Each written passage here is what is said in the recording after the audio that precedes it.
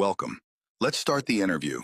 Please introduce yourself. Sure, sir. My name is Mark. I have worked as an AC technician for 7 years. I specialize in troubleshooting split ACs, diagnosing refrigerant issues, handling electrical faults, doing routine maintenance, and installing new units. I'm confident in both residential and commercial systems. Okay, can you explain the refrigeration cycle in a split AC? Yes, sir. So basically, the refrigeration cycle has 4 main components: compressor, condenser, expansion device, and evaporator. First, the compressor compresses the low-pressure refrigerant and turns it into a high-pressure gas. Then this gas moves to the condenser, where it releases heat and becomes a high-pressure liquid. After that, it passes through the expansion valve, which drops its pressure.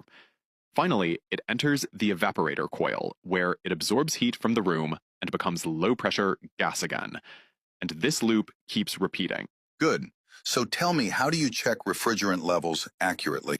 So to check refrigerant levels properly, I always use a manifold gauge set and compare the pressure readings with the manufacturer's pressure temperature charts. If the suction line is too low, it might indicate undercharging, and if pressures are unusually high, it can indicate overcharging or airflow issues. Excellent. What are the common causes of low cooling performance? Usually the main causes are dirty air filters, clogged condenser coils, low refrigerant charge, faulty capacitor or weak compressor, improper airflow due to blower issues, undersized AC unit. I always check airflow first because many cooling problems come from restricted air movement. Good. How do you troubleshoot a compressor that is not starting? First, I check the power supply and voltage. Then, I test the capacitor because a weak or blown capacitor is a very common reason. I also check the overload protector, refrigerant pressure, and wiring connections. If the compressor is hot, I let it cool down before restarting. And if the windings are burnt or the compressor is locked, then replacement is the only solution. Okay, explain the difference between R22 and R410, refrigerants. R22 is an older HCFC refrigerant that is being phased out because it damages the ozone layer.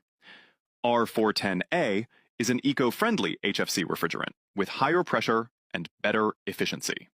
And yes, sir, the gauges, pipes, and equipment are different because R410A operates at higher pressures.